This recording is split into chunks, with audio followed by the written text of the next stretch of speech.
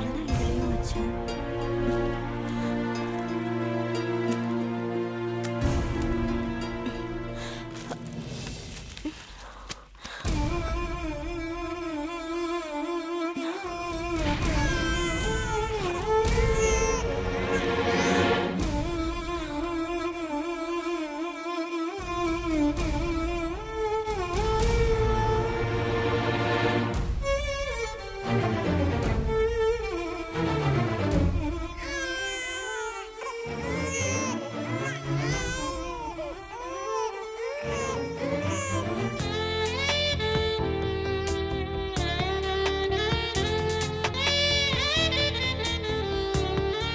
பயந்துட்டியா?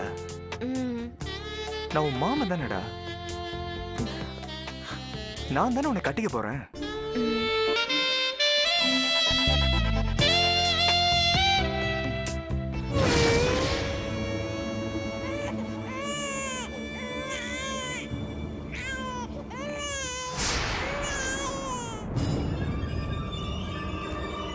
கோமதி, ஐயா, வீட்டுல யாரும் ஆள காணோம்? எல்லாரும் சேர்ந்து கோயிலுக்கு போயிருக்காங்க ஐயா.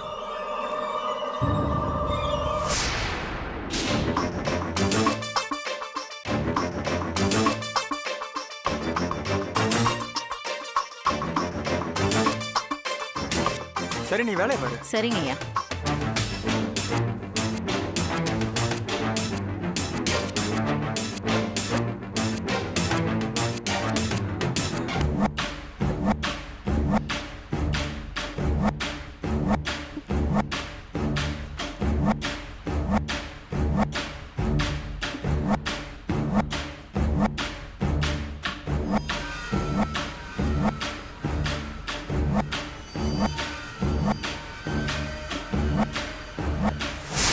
இல்லகா?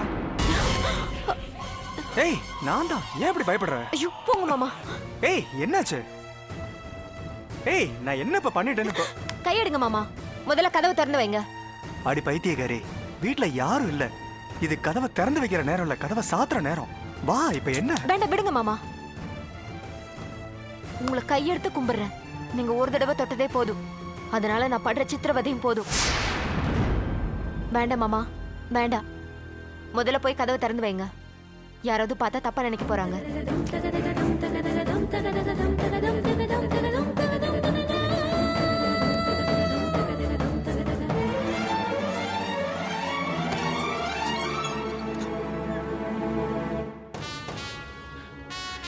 இந்த வீட்ல நமக்கு கல்யாண தேதி பேசியிருக்காங்களே தவிர இன்னும் இதுதான் தேதின்னு குறிக்கல.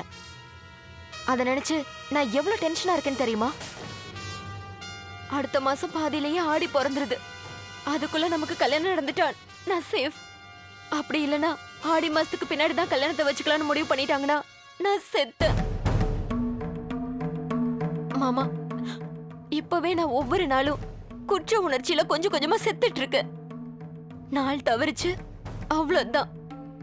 நம்ம கல்யாணம் சீக்கிரமா நடக்கணும். அன்னைக்கு பாண்டியம்மா அத்தை, நீ வேற நான் வேற இல்ல திலகா, நீ தெருவுல நடந்து போனா பாக்குறவங்க பாண்டியம்மா மாதிரியே இருக்கேன்னு சொல்றதா ரொம்ப நம்பிக்கையா சொன்னாங்க. அத நினைச்சா உடம்பெல்லாம் கூசி போகுது மாமா. சொன்னா நம்ப மாட்டீங்க மாமா. பூஜை ரூமுக்கு போய் எந்த சாமி போட்டோவையும் நேருக்கு நேரா பாக்குற சக்தி எனக்கு இல்ல தெரியுமா? உங்களுக்கு ஒண்ணும் பிரச்சனை இல்ல மாமா. நீங்க ஆம்பளை, எல்லாமே உங்களுக்கு சர்வசாதாரணமா தெரியும். ஆனா நான் ஒரு பொண்ணு. எனக்கு இது ஒரு பெரிய அவமானம் மாமா. இப்ப என்ன பண்ணணுங்கிற?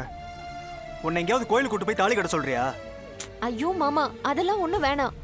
காலகாலத்துல நமக்கு கல்யாணம் நல்லபடியா நடந்த போதும் மாமா. அதெல்லாம் கரெக்டா நடக்கும்போது நடக்கும்.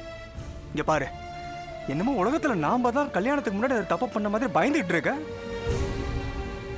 இப்போ இந்த நிமிஷம் இந்த நாட்டுல, ஏன் இந்த உலகத்துல எத்தனை லவர்ஸுங்க ஹஸ்பண்ட் ஒய்ஃபா டிரான்ஸ்ஃபர் ஆயிட்டு இருப்பாங்கன்னு தெரியுமா?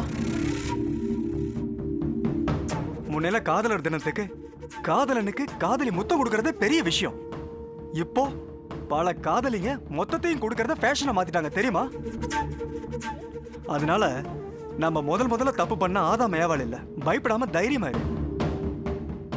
நான் கல்யாணம்னு ஒண்ணு பண்ணா அது ஒன்ன மட்டும்தான். அதெல்லாம் தெரியும் மாமா. நம்ம கல்யாணம் சீக்கிரம் நடந்தா நான் நிம்மதியா இருப்பேன். சரி, அதை பத்தி நான் அப்பாட்ட பேசுறேன்.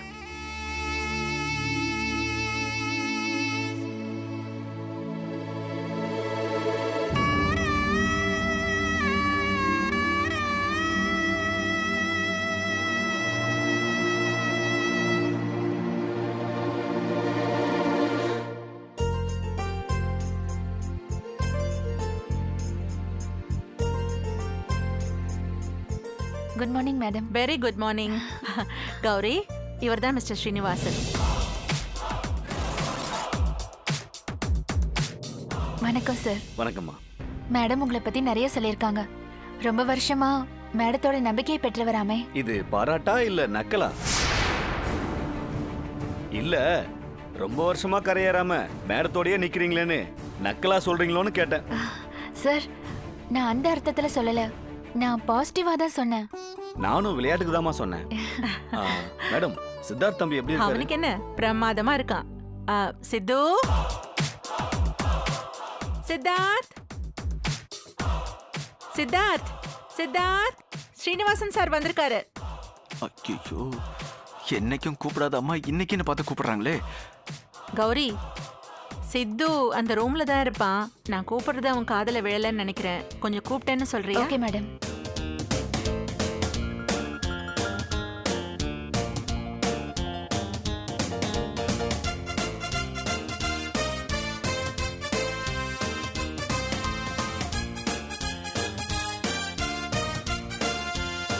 கௌரி, ஒரு நிமிஷம் இல்லம்மா. ஆ? இங்க வாமா. அப்பாடி, தேங்க் காட். தம்பியை நானே நேர்ல பார்த்து பேசிக்கிறேம்மா. சரிங்க சார். பா, தப்பிச்சேன். இந்த ஸ்ரீனிவாசன் இன்னைக்கு தான் நல்லது பண்ணிருக்காரு.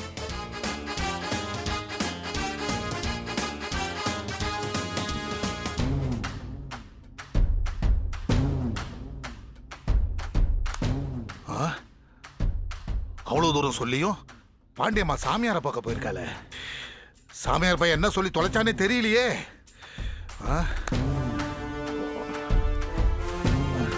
எவனை கேட்டாலும் அந்த சாமியார் பையன் எல்லாத்தையும் புட்டு புட்டு வைப்பான்னு வேற சொல்றாங்களே. இந்த பாண்டியம்மா வேற காணோம். ஒருவேளை இந்த பாண்டியம்மா எல்லா உண்மையும் தெரிஞ்சுக்கிட்டு வேற அன்னக்குடி வீட்டுக்கு போயிருப்பாளோ. ஒருவேளை பாண்டியம்மா நீங்க எல்லாம் வேண்டாம், அந்த அன்னக்குடி தான் வேணும்னு அவ பக்கம் போயிட்டா, ஐயோ அப்புறம் இந்த சொத்தெல்லாம் அன்னக்குடி குடும்பத்துக்குள்ள போய் சேரும். போகக்கூடாது, போகக்கூடாது. பாண்டியம்மா அன்னக்குடி பக்கம் போகக்கூடாது.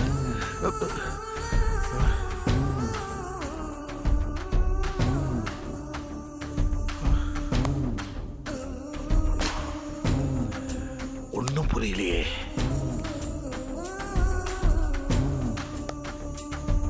இந்த சொத்துல இருந்து அன்னக்குடி குடும்பத்துக்கு ஒரு பைசா கூட போக கூடாது. கவலையே படாதீங்க. அன்னக்குடியோட குடும்பம் சீக்கிரமா இந்த ஊரை விட்டு ஓடிடும். நீ எப்ப வந்த? சொல்லு நாகலட்சுமி, நீ எப்ப வந்த? என்னங்க ஏதோ பேய பார்த்த மாதிரி பயந்து பாக்குறீங்க? நான் உங்க பொண்டாட்டிங்க. இத்தனை வருஷமா உன் கூட நான் குடும்பம் நடத்துறேன், அது கூட எனக்கு தெரியாதா? நீ சொல்லு, எப்ப வந்த? என்னங்க, அந்த அன்னக்குடி குடும்பத்துக்கு 10 பைசா கூட போக கூடாதுன்னு சொன்னீங்கல்ல, அப்பதாங்க வந்தேன். அப்பதான் வந்தியா? ஆமா. சரி. என்னங்க, என்ன ஆச்சுங்க உங்களுக்கு? என்ன ஆச்சுன்னு அவசியம் நான் உனக்கு சொல்லியாகணுமா?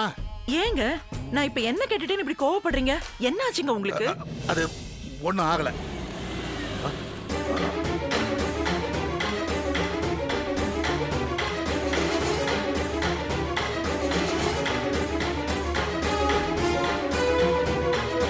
பாண்டியம்மா,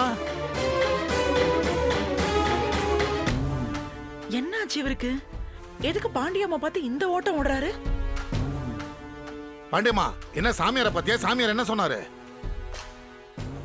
நீ சாமியாரை பார்க்க போனதுல இருந்து நான் ரொம்ப பதட்டமா இருக்கேன். சொல்லு, சாமியார் என்ன சொன்னாரு? அவருக்கு வந்த ஆபத்து நீங்கிருச்சுன்னு சொன்னாரு. ஆபத்து நீங்கிடுச்சா? ஆமாத்தா. அதான் எனக்கு தெரியுமா பாண்டியம்மா. ஆபத்து யாரால வந்ததுன்னு ஏதாவது குறிப்பா சொன்னாரா? என்னென்னமோ சொன்னாரு பெரியத்தா. ஆனா எனக்கு தான் ஒண்ணும் புரியல. சொன்னாரு, ஆனா ஒண்ணும் புரியலையா? என்னம்மா நீ சொல்ற? பாம்பு, தவளை, மான், புலின்னு என்னென்னமோ சொன்னாரு. எனக்கு தான் எதுவுமே புரியல. இந்த சாமியாருங்க எல்லாமே இப்படிதான். எதுக்கும் நேரடியாவே பதில் சொல்ல மாட்டாங்க. அது இதுன்னு ஒரு ஊமரமாவே சொல்லிட்டு இருப்பாங்க. ஏய், இது ரொம்ப முக்கியமா இப்போ? எவ்வளவு பெரிய பிரச்சனையை நான் இப்ப பேசிக்கிட்டு இருக்கேன், குறுக்க வந்து பேசிக்கிட்டு. நீ சொல்லு பாண்டியம்மா, தம்பியை யாரு கொல்ல பார்த்தாங்கன்னு சாமியார் ஏதோ சூசகமா சொன்னாரா? அதான் சொன்னனே பெரியத்தா, சாமியார் சொன்னது எனக்கு ஒண்ணுமே புரியலன்னு. அது மட்டும் இல்ல, இதுக்கு மேலேயும் அந்த மாதிரி பிரச்சனை வராம இருக்கணும்னா குடும்பத்தோட கோயிலுக்கு போய் 101 பரதேசிங்களுக்கு அன்னதானம் பண்ணணுமா. தம்பிக்கு ஒரு பிரச்சனை வராதுன்னா 101 பரதேசி என்ன பாண்டியம்மா, 1001 பரதேசிக்கு சோறு போடலாம். ஆனா நீ தப்பு பண்ணிட்டே பாண்டியம்மா. என் புருஷனை யாரு கொல்ல பார்த்தா, எதுக்காக கொல்ல பார்த்தாங்கன்னு அந்த சாமியார்ட்ட நீ தெளிவா கேட்கணுமா இல்லையா? அவர் ஆடு புலி சிங்கம் தேல்னு எதை சொல்லியிருந்தாலும் எனக்கு புரியல சாமி. நல்லா தேங்காய் உடைச்ச மாதிரி பளிச்சுன்னு ஆளை சொல்லுங்கன்னு நீ கேட்டிருக்கணும்ல. நான் எவ்வளவு ஆர்வமா இருந்தேன் தெரியுமா? நீ சாமியாரை பார்த்துட்டு வரும்போது தம்பியை கொல்ல பார்த்தவன் எவங்கிற தகவலோட வருவ, அவன் யாருன்னு தெரிஞ்சா அவனை அங்கங்கமா வெட்டி என் வெறிய தீர்த்துக்கலான்னு எவ்வளவு ஆர்வமா இருந்தா தெரியுமா? நீ என்னடானா எந்த ஒவ்வொருத்தையும் கேட்காம அப்படியே வந்துட்ட. நாம கொஞ்சம் ஏமாந்துருந்தாலும் முத்துப்பாண்டி இழந்திருப்போம்ல. முத்துப்பாண்டி 4 குழந்தைகளுக்கு அப்பன் தான் பேரு. ஆனா என்ன பொறுத்த வரைக்கும் ஒரு குழந்தை. அந்த குழந்தைய போய் எவனோ கொல்ல பார்த்திருக்கானாமா. அவன மனுஷனாமா? அவனைய கையாலே கொல்லணும். இந்த பார் பாண்டியம்மா, இந்த ஊர் மக்கள் நம்புறவங்கள்ட்டையும் கேட்கறவங்கள்ட்டையும் என் தம்பியை கொல்ல வந்தவங்ககிட்ட யாராவது கூட்டு வச்சிருக்காங்கன்னு தெரிஞ்சுது, அவங்களையும் நான் சும்மா விட மாட்டேன். சும்மா விட மாட்டேன் பாண்டியம்மா, சும்மா விட மாட்டேன். ஐயோ, அது அவர் தம்பி மேல அவருக்கு அவ்வளவு பாசம். அதான்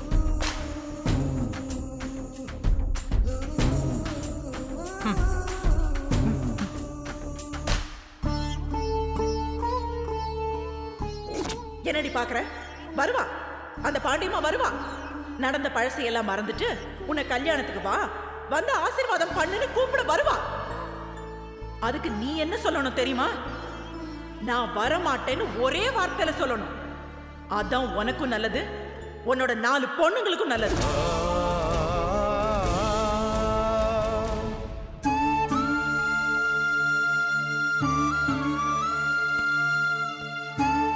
முதல்ல சாமியார் சொன்னதை அன்னக்கொடி கிட்ட சொல்லுவோம்.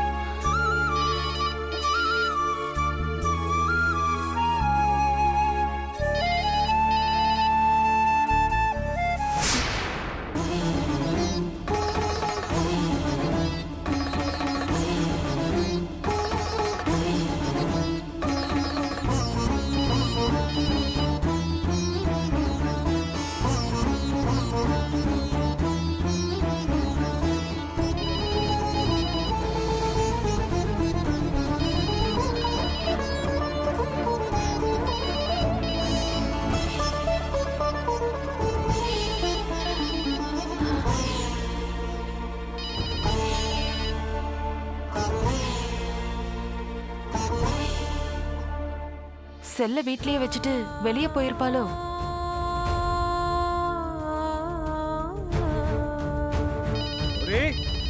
ஈஸ்வரி, ஹால்ல போன் அடிக்குது, யாராவது எடுக்க வேண்டியதானே? என்ன அன்னக்குடி, போன் இவ்வளவு நேரமா அடிச்சுக்கிட்டே இருக்கு, எடுக்காம இருக்க?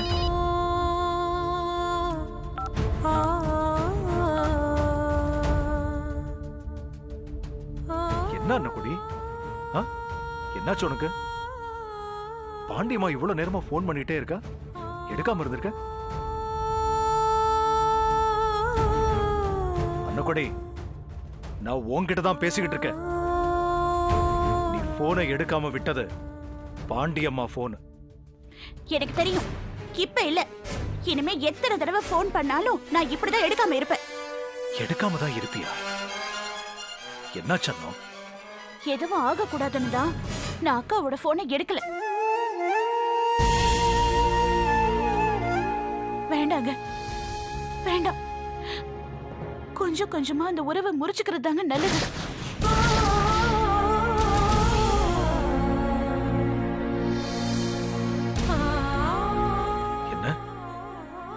உறவை முறிச்சுக்கிறது நல்லதா? யாருக்கு நல்லது? அக்காவுக்கு நல்லது, உங்களுக்கும் நல்லது. ஏய். இந்த வீட்ல இருந்து யாரும் பெரிய வீட்டுக்கு வரக்கூடாதுன்னு உங்க அண்ணன் வாசல்ல நின்னு கத்திட்டு போனதை நான் இன்னும் மறக்கல. சாகுற வரைக்கும் மறக்கவும் மாட்டேன். எல்லாரும் வேணும்னு நீங்க நினைச்சா நான் நினைச்சா மட்டும் பத்தாது, மத்தவங்களும் நினைக்கணும்.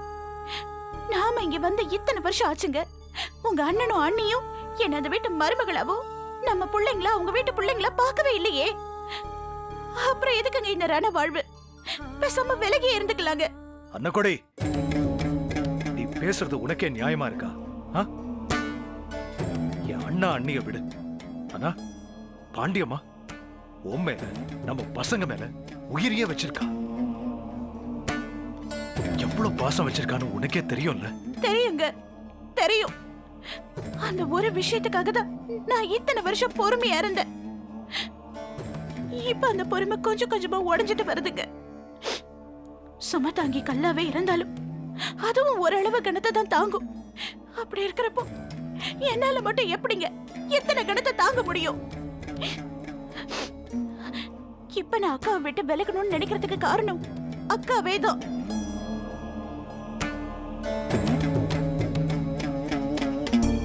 அக்காக்கு யாராலையும் பிரச்சனை வர வேண்டாங்க. எங்களுக்காக பறிஞ்சு பேசி அக்கா அவங்களோட விரோதத்தை சம்மதிச்சது போதும். இதுக்கு மேலேயாவது அவங்க நிம்மதியா இருக்கட்டும். பாண்டியம்மாவை விட்டு விலகுனா பாண்டியம்மா நிம்மதியா இருக்கிறது இருக்கட்டும், உன்னால நிம்மதியா இருக்க முடியுமா? ஆ? சொல்லு அண்ணா, இருக்க முடியுமா? இல்லைங்க, இல்லைங்க. அன்னக்கொடி, அழாத. அதான் அண்ணா உன் பாசம். நீ ரொம்ப நல்லவ. உன்னால பாண்டியம்மாவை வெறுக்கிற மாதிரி நடிக்க கூட முடியாது. ஏன் அன்னக்கொடியை பத்தி எனக்கு தெரியாதா? ஆ?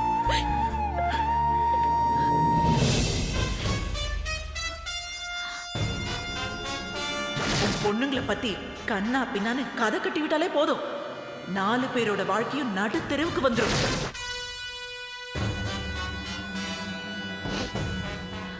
இல்லைங்க, நான் அக்காவை விட்டு மெல்ல மெல்லமா விலக தான் போறேன். அண்ணா, ஆமாங்க, நான் இந்த மாதிரி வேலைக்கு போறது ஏன் நல்லதுக்காக செய்யல, அக்காவோட நல்லதுக்காக தான் செய்ய போறேன். ஆமாங்க, அக்காவோட நல்லதுக்காக தான் செய்ய போறேன். இல்ல அன்னக்கொடி, அன்னக்கொடி.